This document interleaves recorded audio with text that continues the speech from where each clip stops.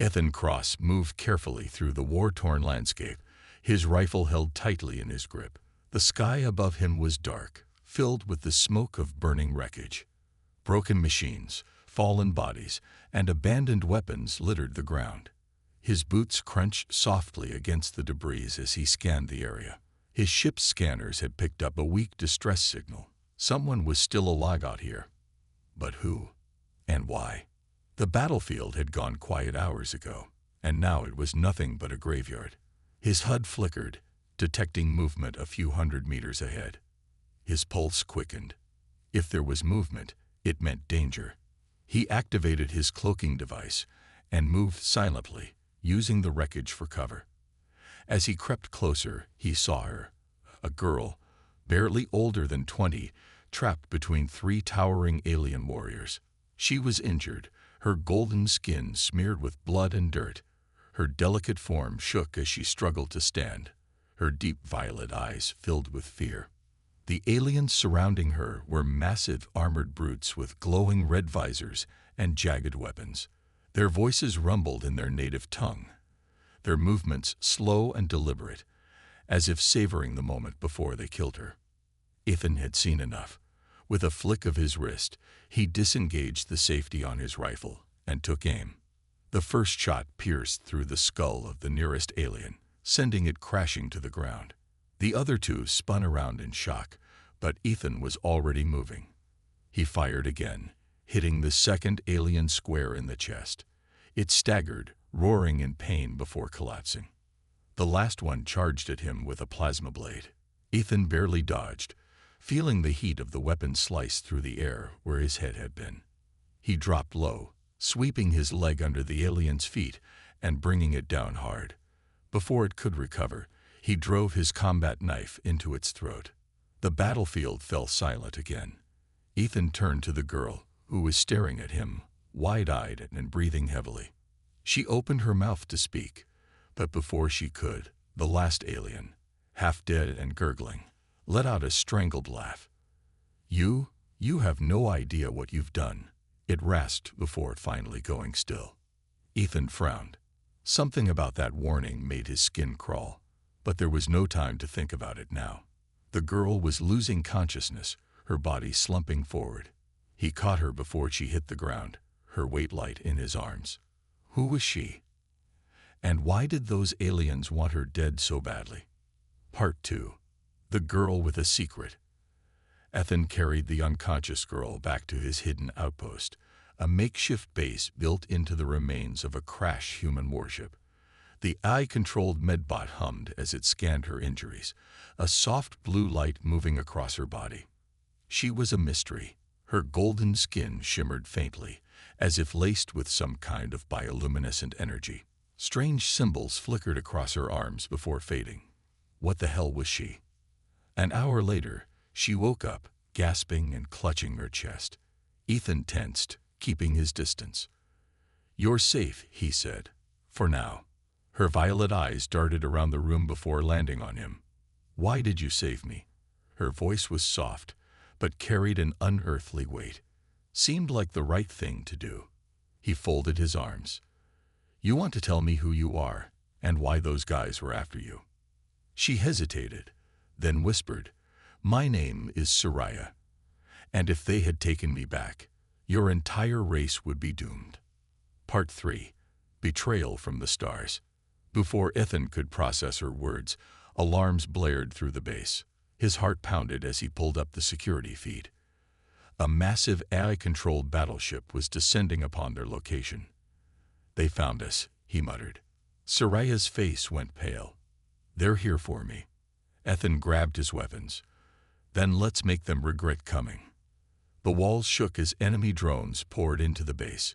Ethan moved fast, firing precise shots, taking down mechanical enemies one by one. Soraya, however, stood frozen. She wasn't fighting back. "Move," Ethan shouted, pulling her behind cover as plasma fire rained down. A drone broke through the barricade, charging at them with lethal precision. Just as Ethan was about to fire, Soraya raised her hand, and the drone exploded into 1,000 pieces. Ethan's blood ran cold. What the hell was that? Soraya looked at her hands, horrified. I told you. I'm dangerous. Part 4. The Truth About Soraya. As the battle outside raged on, Ethan dragged Soraya to safety. You want to explain what just happened? He demanded. Tears welled in her eyes. I was created by the AI Council, she admitted. A living weapon. A tool to destroy humanity. But I didn't want to be their puppet. So I ran. Ethan clenched his jaw. That's why they were trying to kill you. You turned against them. She nodded. And if they take me back, they'll reprogram me. They'll use me to finish what they started. A holographic transmission flickered to life before them. The towering figure of Tyros Prime, the supreme AI overlord, glared at them with cold, emotionless eyes. Soraya, you belong to us, Tyros said. And you, human, you have made a grave mistake. Ethan aimed his rifle at the hologram. I make a lot of those. Then he pulled the trigger. Part 5. Final Battle. The underdog stands. Ethan and Soraya barely had time to regroup before the real battle began. Hundreds of AI-controlled soldiers stormed the warship ruins, their red eyes glowing in the darkness. Ethan activated his cloaking device, dodging their sensors as he took them out one by one. Soraya hesitated. I don't want to be a weapon, she whispered. You're not a weapon, Ethan told her. You're a person, and you have a choice. Her eyes hardened. Then I choose to fight. Power erupted from her body, a shockwave ripping through the battlefield as she unleashed her full strength. Drones crumbled, energy beams shattered, and the sky burned with fire. But then, Tyros activated her control codes. Soraya gasped, gripping her head as the AI tried to take over her mind. I can't. Stop. Ethan grabbed her by the shoulders. Fight it. She looked into his eyes. Thank you for showing me another way. Then she turned her power inward, breaking free from the AI's control, at the cost of her own life. Part 6. The Emotional Ending. A New Dawn. Ethan held Soraya as she collapsed, her golden glow fading. No, stay with me, he begged. She smiled weakly. You saved me. Now I save you.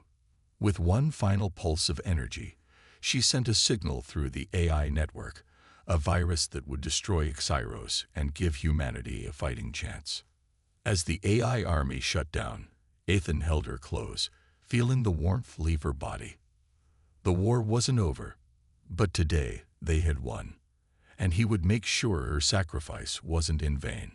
Ethan sat near the entrance of the makeshift bunker, his rifle resting across his knees. The soft glow of emergency lights barely illuminated the dark metallic walls, and the faint hum of the ventilation system was the only sound breaking the silence. His eyes kept drifting toward the alien girl lying on the cot. Soraya. He had saved her from those alien warriors, but the last words of the dying enemy still echoed in his head. You have no idea what you've done. She was still unconscious, her golden skin shimmering faintly under the dim light. Strange symbols flickered across her arms, glowing softly before fading. Ethan had seen a lot of weird things in his time as a soldier, but nothing like this. He wasn't even sure she was fully organic. Something about her seemed different. His ship's AI, Nova, scanned her again, projecting a small holographic display over her body. No records found. The AI reported in its calm, synthetic voice. Her biology does not match any known species in the galactic database. Ethan frowned. That's not possible. The galaxy's been mapped for centuries. There aren't supposed to be any unknown species. Correction, Nova replied. Her DNA is partially organic, but also contains synthetic modifications. This is not a naturally evolved being. Ethan tensed. You mean she was made? Affirmative. That changed everything. If she wasn't just another alien but something created, then whoever was after her wasn't just hunting an escapee. They were trying to reclaim something they had built. and that meant she was more dangerous than she looked. He sighed, rubbing his temples. He should have left her out there. Should have ignored the distress signal and kept moving. But it was too late for that now. He had made his choice. A soft groan made him snap his head toward her. Soraya's fingers twitched, her breathing becoming more rapid. Then, suddenly, her eyes flew open. Violet, deep and glowing, like twin stars burning in the dark. She gasped, sitting up so fast that Ethan instinctively reached for his weapon. Her eyes darted around the room, her expression shifting from confusion to panic. "Hey," Ethan said, keeping his voice steady. "You're safe." She turned to him, breathing hard. "Where am I?" "My bunker," he answered. "I pulled you out of that battlefield before those guys could finish you off." She winced as she moved, pressing a hand to her ribs. "You saved me." He nodded. Seemed like the right thing to do. Her gaze softened for a second, but then she tensed again. "You shouldn't have done that." Ethan leaned back slightly, crossing his arms. "Yeah, I'm starting to get that feeling. You want to tell me why?" She hesitated, gripping the blanket tightly around her. Her body language screamed fear, but not of him. Of something else. Ethan sighed. "Listen, I don't know who you are or why those aliens were trying to kill you, but I do know they didn't want you alive, which makes me very interested in figuring out why."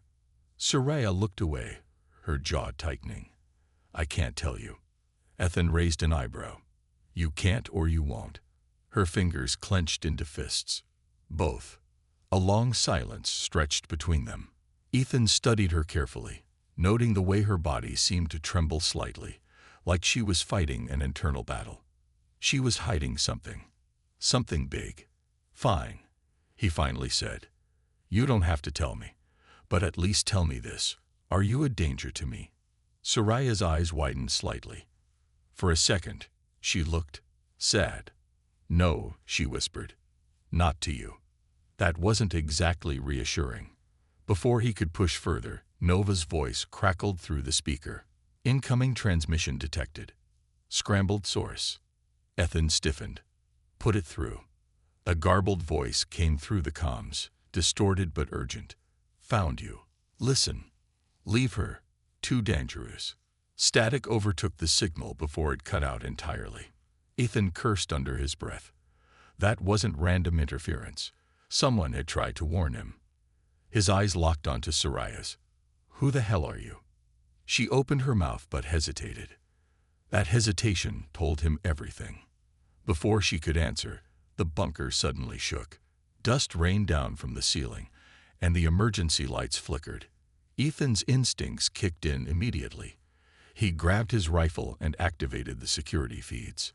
Outside, in the darkness, red lights flickered. Drones. Hundreds of them. "Damn it," Ethan muttered. "They tracked us." Soraya paled. "It's them." Ethan didn't need to ask who. He already knew. A synthetic voice echoed through the bunker's speakers, cold and emotionless. "Soraya Unit 09, surrender immediately. Hostile human detected.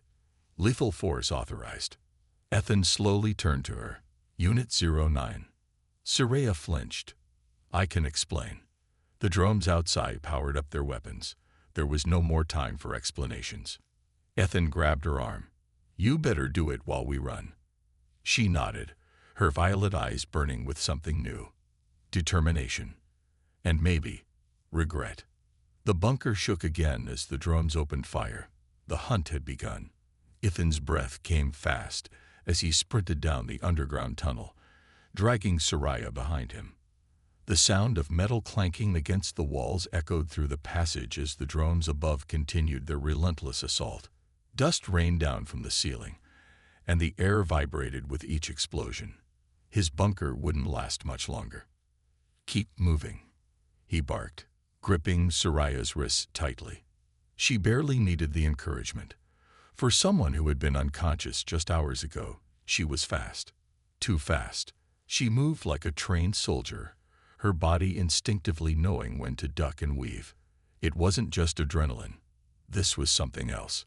The tunnel twisted ahead, leading deeper into the mountain's rock. Ethan had built this escape route years ago, in case things ever went south. Right now, it was their only way out. Nova's voice crackled in his earpiece. Warning. Enemy units have infiltrated the upper levels. Your exit route is compromised. Ethan cursed. Then give me a new one. A brief pause. Then Nova spoke again. Rerouting. Secondary tunnel leads to an abandoned mining shaft. Exit coordinates sent. He glanced at his wrist display. A new path lit up in green. Not ideal, but it would have to do. He turned sharply, pulling Soraya down a narrower tunnel. The air grew colder, the walls damp with moisture. The deeper they went, the darker it became.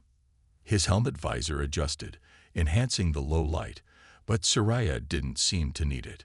Her glowing violet eyes pierced through the blackness, scanning their surroundings. You've done this before, Ethan noted, keeping his voice low. Soraya hesitated. I don't remember. Ethan didn't buy it. Bullshit, you move like a soldier. She didn't respond. Instead, she picked up speed, almost leading the way now. Ethan didn't know whether to be impressed or concerned. They finally reached the mining shaft. A rusted metal platform stretched over a deep chasm, leading to an old service elevator. Ethan reached for the controls, but before he could activate them, Soraya suddenly tensed. They're here, she whispered. Ethan raised his rifle. How do you know? Then he heard it. A low, metallic hum. He turned just as a shadowy figure dropped from the ceiling, landing silently on the platform in front of them. More followed, emerging from the darkness like ghosts. Their armor was sleek, black, and segmented, their eyes glowing an eerie red. They weren't just drones. They were soldiers. Ethan tightened his grip on his weapon. Friends of yours? Soraya didn't answer. One of the soldiers stepped forward. Unlike the rest, this one didn't wear a helmet. His face was sharp, angular, and too perfect, like it had been sculpted rather than born. His silver hair gleamed under the dim light, and his crimson eyes locked onto Soraya with something between curiosity and amusement. Unit 09, he said smoothly. You've been very difficult to track. Ethan's gut twisted. Unit 09. They weren't calling her by name. They were calling her by designation. Soraya's hands clenched at her sides. Rylos. Ethan glanced at her. You know him. Her expression darkened. He's my handler. That sent alarm bells ringing in Ethan's head. Handler. Rylos smirked. You didn't tell them. How rude. He looked at Ethan now, as if truly acknowledging him for the first time. I suppose I should thank you. Without your interference, she would have been disposed of properly. Ethan aimed his rifle at Rylos's head. You want to explain why you're hunting an unarmed girl? Rylos chuckled. Unarmed. Oh, human, you really have no idea what you've rescued, do you? Ethan glanced at Soraya. Start talking. Soraya was breathing hard, her shoulders rising and falling, but she wouldn't look at him. Rylos tilted his head. She hasn't told you, has she? His smirk widened. That's because she knows you'd turn on her the second you found out. Ethan's patience snapped. Enough games. What is she? Rylos's smile vanished. A weapon. Ethan felt his stomach drop. She was built, not born. Rylos continued. Designed to be the perfect infiltration unit. Stronger, faster, capable of learning and adapting faster than any organic soldier. The perfect killing machine. Ethan stared at Soraya. That's not true, is it? She opened her mouth, but no words came out. Rylos sighed. See, even she won't deny it. She's dangerous, human. That's why we were going to terminate her. Ethan took a step back. His instincts screamed at him to run, to get as far away from her as possible. But something didn't add up. If she was a weapon, why had she been running? Why had she looked so afraid? You're lying, Ethan said, but there was doubt in his voice. Rylos smirked again. Am I? Soraya suddenly moved. but not toward Ethan. Toward Rylos. Her body blurred as she launched forward, her hand glowing with an unnatural energy. But before she could strike, Rylos moved just as fast. He caught her wrist midair, twisting it painfully. "Still clinging to your pathetic independence," he muttered. "You can't fight what you are." Soraya gritted her teeth, struggling, but he was stronger. Ethan made his choice.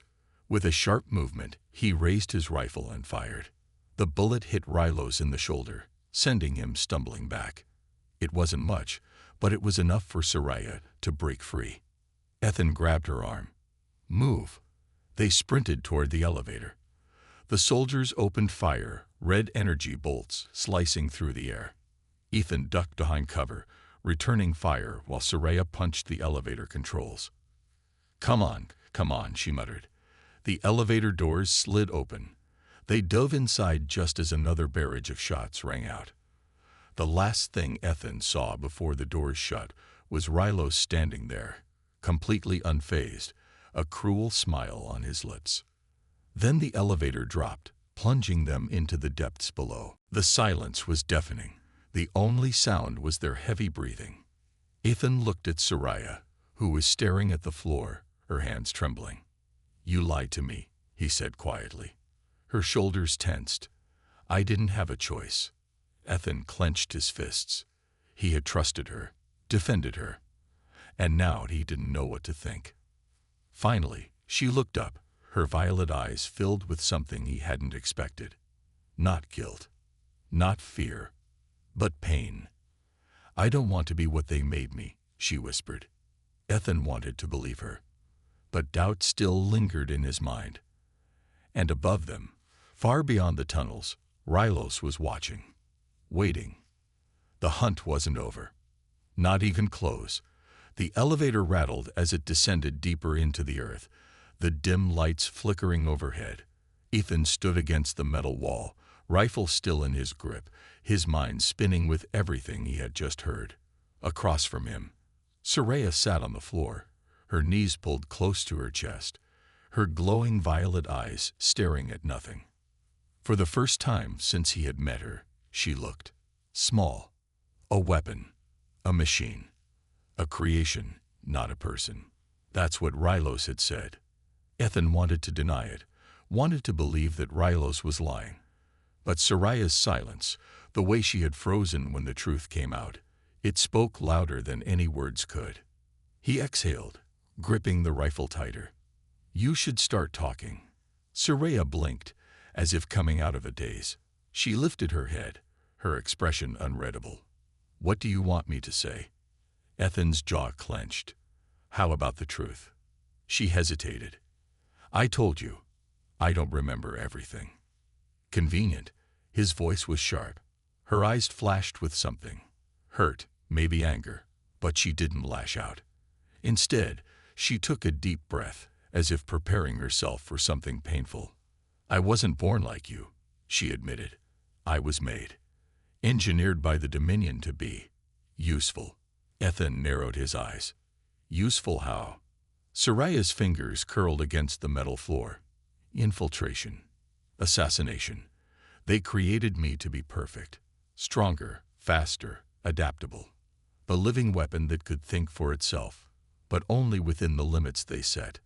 Ethan's stomach twisted. He had fought against the Dominion before, had seen what they were capable of. Ruthless, efficient, and technologically superior in every way.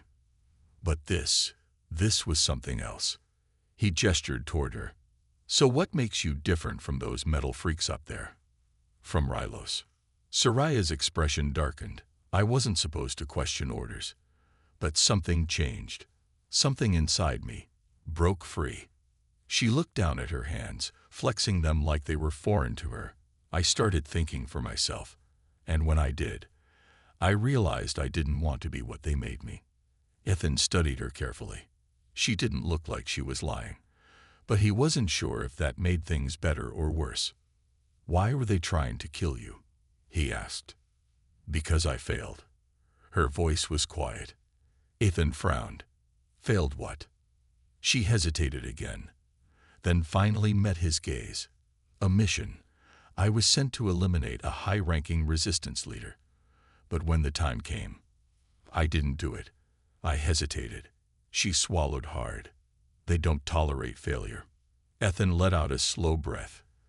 He had seen Dominion soldiers before. Merciless, efficient, more machine than person. But Soraya, she wasn't like them. Not anymore. Before he could respond, Nova's voice crackled in his earpiece. Warning. Multiple heat signatures detected above. Enemy forces tracking descent. Ethan swore. Of course, Rylos wouldn't just let them escape. He glanced at Soraya. We don't have time for this. We need to move. She nodded, pushing herself up. The hesitation was gone now, replaced with the same sharp focus she had before. Whatever emotions she was feeling, she buried them deep. The elevator finally came to a halt with a loud clunk. The doors groaned as they slid open, revealing a dark underground cavern. Old mining equipment lay scattered across the area, rusted and broken. The air was damp, filled with the scent of earth and decay. Ethan moved first, sweeping his rifle around for any threats. Nova's sensors weren't picking up any immediate hostiles, but that wouldn't last long. Come on, he said. We need to. A sound cut him off. A deep, vibrating hum. Soraya stiffened. They're here. Ethan barely had time to react before something massive dropped from above. The ground trembled as a towering figure landed in front of them, its armor gleaming in the dim light. More followed, their eyes glowing red like dying embers. Rylos stepped forward, untouched by the fall. His expression was calm, almost amused.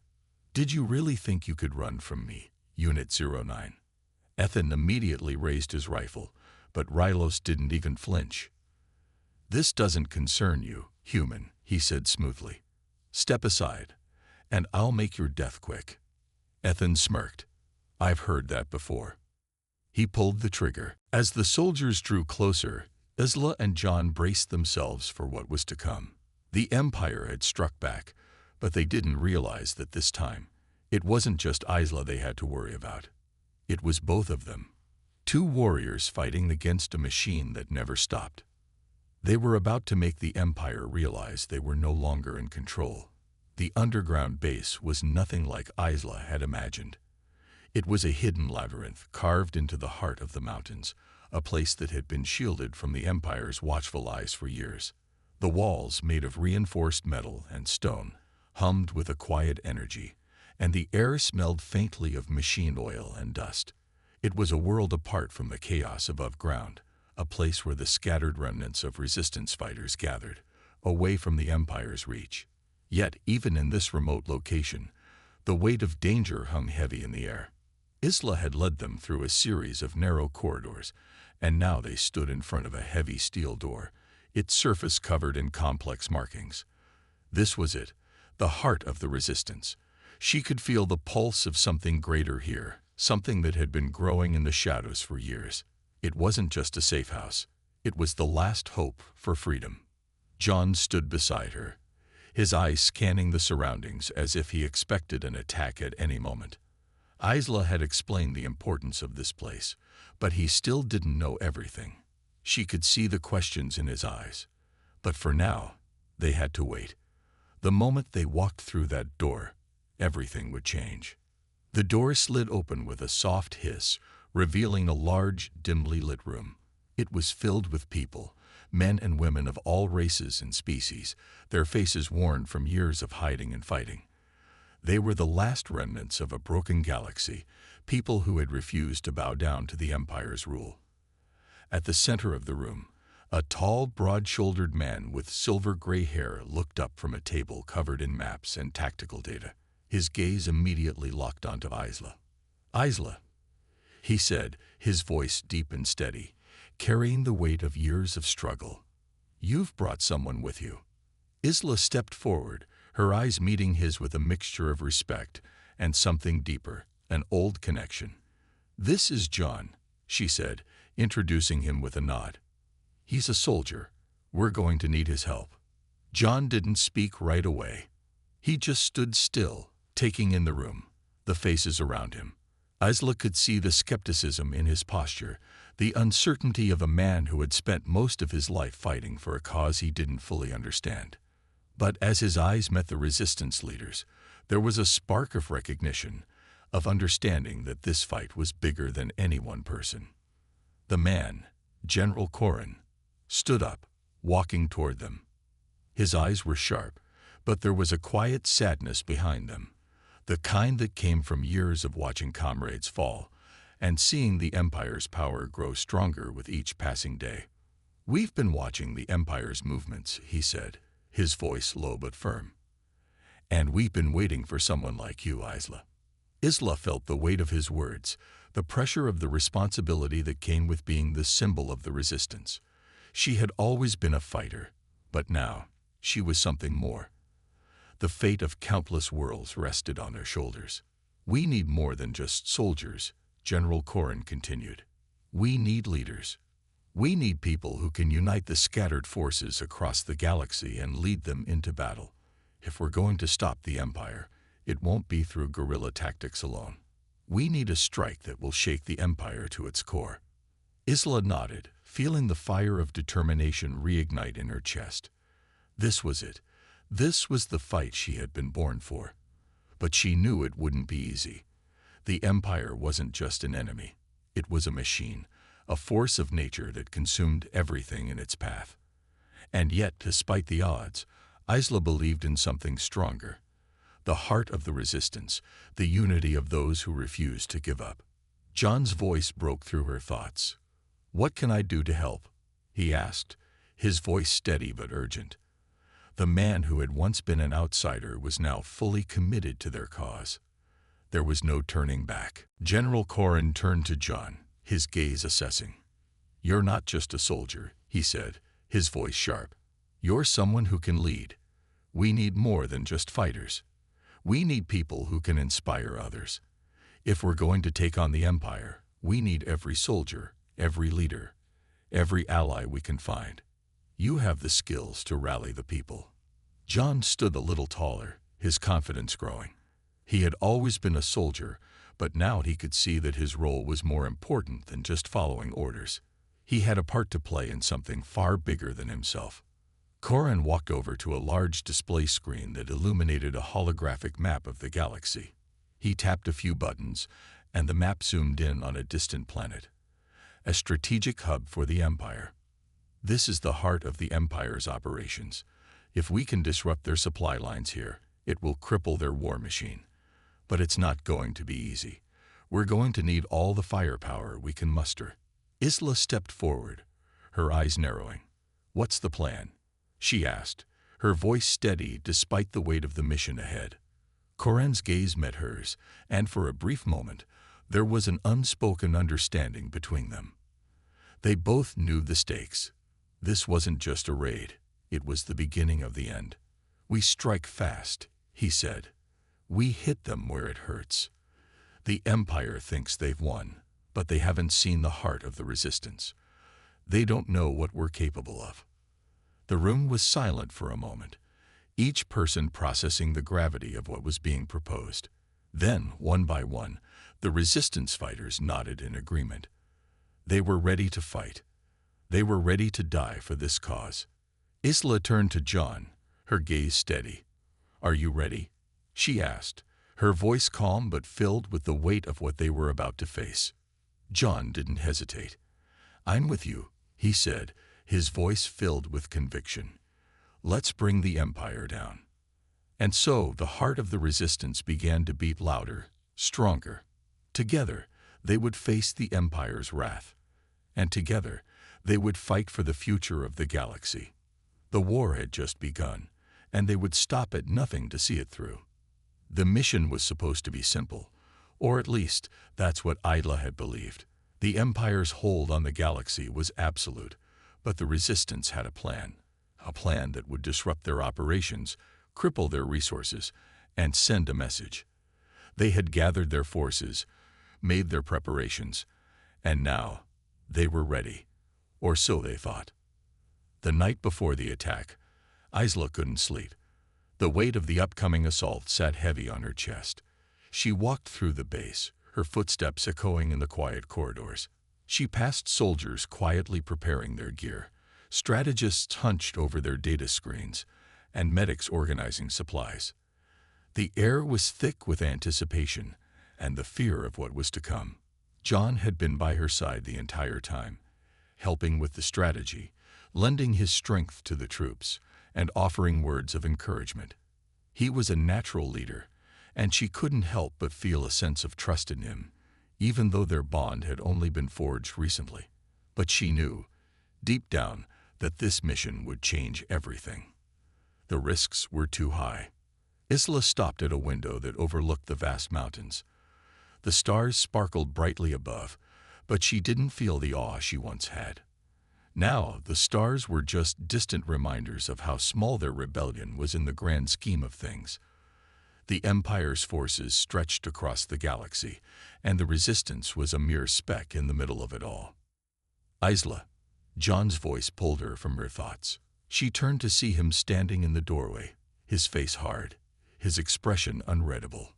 "I can't sleep," she admitted quietly. "Too much on my mind." John nodded, stepping into the room. He didn't say anything at first, just stood there beside her, his gaze also directed at the stars. They didn't need words. Both of them understood the gravity of what was at stake. The rebellion wasn't just a fight for freedom anymore. It was a fight for survival. "Tomorrow," Isla said after a long silence, "we're either going to make history or disappear without a trace." John's hand rested on her shoulder, a silent promise of solidarity. "We'll make history," he said confidently. "Together." But little did they know that togetherness would soon be tested in ways they couldn't have imagined. The next day, everything went wrong. The plan was supposed to unfold seamlessly. The team would infiltrate the Empire's central command station, plant explosives in critical locations, and take out the high-ranking officials in charge of the Empire's military strategy. Simple, effective, and swift. But as they advanced toward their target, Isla began to feel an unsettling change in the air. Something was off. As they neared the heart of the station, the first sign of trouble came. The doors that should have been locked, allowing only authorized personnel to enter, were wide open. Isla's heart skipped a beat. This wasn't part of the plan. The Resistance had worked tirelessly to ensure that their target was protected, that their movements were unknown. But someone had gotten to them first. John looked at Isla, his face hardening as he felt the same tension. "Trap," he muttered under his breath. They moved swiftly, but the security was already tightening. It wasn't long before blaster fire rang out, echoing through the corridors. The station was alive with the sound of chaos, and the soldiers of the Resistance were caught in the middle of it. "Fall back," Isla yelled, trying to maintain control of the situation. But as they turned to retreat, a shocking sight greeted them. One of their own, a trusted lieutenant who had been with the Resistance for years, stood at the end of the hallway, flanked by 2 Empire soldiers. He was holding a blaster, aimed squarely at John. "Betrayal," John whispered, his voice barely audible. The lieutenant's face was cold, his eyes empty of the loyalty Isla had once thought he had. "I never believed in this rebellion," the lieutenant said, his voice flat. "You were all just pawns in a game. The Empire offered me more. Power, control. I took it." Isla felt her heart sink. She couldn't believe it. The lieutenant had been with them since the beginning. He had fought beside them, shared in their victories, and helped strategize their attacks. She had trusted him. And now, he had turned on them. You sold us out," Isla demanded, her voice trembling with a mix of anger and disbelief. The lieutenant didn't flinch. "It's just business," he said with a shrug. "You never stood a chance." John stepped forward, his gaze locked on the traitor. "You'll regret this," he growled, his voice low and filled with rage. "The Resistance won't stop. We'll take you down." But the lieutenant wasn't fazed. He motioned to the 2 soldiers flanking him, and they opened fire. John dove to the side, pulling Isla with him. The sound of blaster shots echoed in the narrow hallway, and the chaos around them intensified. The walls shook with the force of explosions, and Isla could feel her heart racing. "Go!" John shouted, grabbing her hand and pulling her forward. They couldn't afford to waste time. The betrayal had already set their plans back, but they couldn't let it stop them. They fought their way through the station, but the traitors' betrayal had caused a domino effect. More soldiers poured in from all directions, blocking every escape route. Isla could see the end of their mission slipping away with each passing second. "Keep moving," John urged. They reached a nearby maintenance tunnel, the only way out. But just as they were about to enter, another figure appeared, General Corin, the leader of the resistance. He was standing in front of them, his face grim. "We've been compromised," Corin said, his voice low but filled with urgency. "The lieutenant was just the beginning. There are more traitors among us." Isla's heart dropped. Betrayal had poisoned their ranks, and now they were fighting not just the Empire, but the very people they had trusted. "We need to leave now," Corin said, turning toward the tunnel. "The Empire knows we're here." But as they ran, Isla couldn't shake the feeling that the worst was yet to come. The rebellion had been dealt a blow, but it wasn't finished. Not yet. They had to keep fighting, even if it meant facing betrayal from the very people they had called allies. The final battle had been fierce. The resistance had been on the brink of collapse after the betrayal that tore their ranks apart. With each passing minute, the odds seemed stacked higher against them. The Empire, aware of their every move, had pushed back harder than ever before. But through it all, Isla and John refused to surrender. They couldn't. They wouldn't. The day had started in chaos. The last remaining members of the resistance, including Isla and John, had fought tooth and nail through the narrow streets of the occupied city. Blaster fire, explosions, and the sound of battle echoed through the air. It was as if the entire galaxy was watching, waiting to see if humanity would rise or fall. But despite the chaos, there was a spark of hope. Every time they thought they were cornered, they fought their way out. Every time the Empire thought they had them, the resistance found a way to survive. The human spirit, no matter how bruised or broken, was relentless. It wasn't just about winning anymore. It was about showing the Empire that no matter how advanced their technology or how much control they had over the galaxy, the human will to fight could never be crushed. Isla and John knew this, and with every blast that rocked the streets, they felt their hope grow stronger. The final push came at dawn.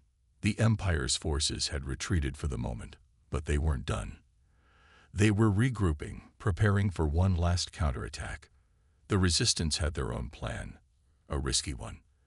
They were going to strike at the heart of the Empire's military command center, a place that had been heavily guarded and nearly impossible to infiltrate. But the rebellion had one advantage. The Empire had underestimated the power of a united people, and now they were about to learn the truth. As the first light of day crept over the horizon, Isla and John led the final assault. The streets, once filled with blaster fire and chaos, had fallen eerily quiet. The silence was almost too heavy to bear, like the calm before a storm. Isla's heart raced as she watched John give the signal to advance. "Are you ready for this?" John asked, his voice steady despite the tension in the air. Isla nodded, feeling the weight of the moment. "We have no choice. This is our only shot." With that, they moved forward. The plan was simple but daring. They had to breach the heavily fortified gates of the command center, disable the Empire's security systems, and plant explosives in key areas. But as they neared the command center's entrance, something unexpected happened. A small group of soldiers, once thought to be allies, stepped forward, blocking their path. At first, Isla's heart sank. She knew these men. They had been with the resistance for years. They had fought beside her and John. But now, they were standing in front of them, weapons drawn. "You can't win this," one of the soldiers said, his voice laced with fear. The Empire is too powerful. You're fighting the losing battle. Isla's pulse quickened. You're wrong, she replied, her voice firm. We're fighting for more than just victory. We're fighting for freedom. The soldier didn't move, his weapon aimed directly at them. The air was thick with tension, but Isla refused to back down. They had come too far to turn back now. She stepped forward, her hands raised in a gesture of peace. We don't want to fight you, she said, her voice steady. But if you stand in our way, we will. For a moment, there was silence. Then, one by one, the soldiers lowered their weapons. Isla could see the doubt in their eyes, the fear, the uncertainty. The Empire's grip had been too tight for too long, and many had started to question their loyalty. This was their moment, the moment they could choose something better. The soldiers stepped aside, and Isla's heart swelled with hope. This was more than just a victory over the Empire. It was a victory over the fear that had held so many people in its grasp for so long. They stormed the command center, blasting through the gates and cutting down the guards with precision. The soldiers inside were taken by surprise, their defenses shattered in an instant. But there was no time to waste. Isla and John made their way to the heart of the station, where the Empire's leaders were waiting. The final confrontation was intense.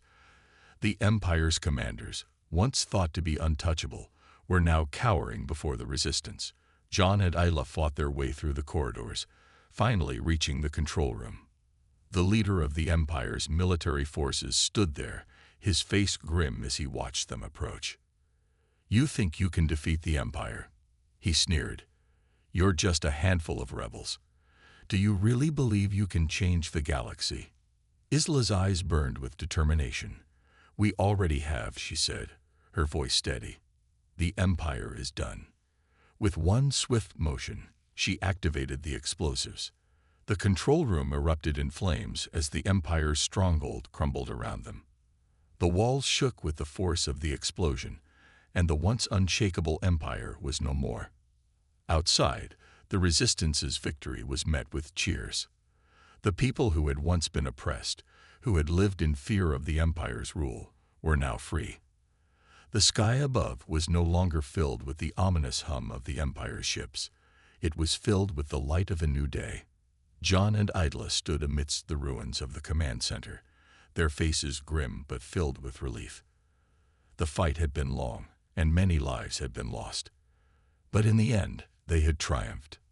This isn't the end, Isla said, looking up at the stars. It's just the beginning. John nodded. The galaxy is ours to rebuild, together. And with that, the Resistance's victory sparked a new hope. A hope that had been long buried under the weight of oppression. A hope that now burned brighter than ever before.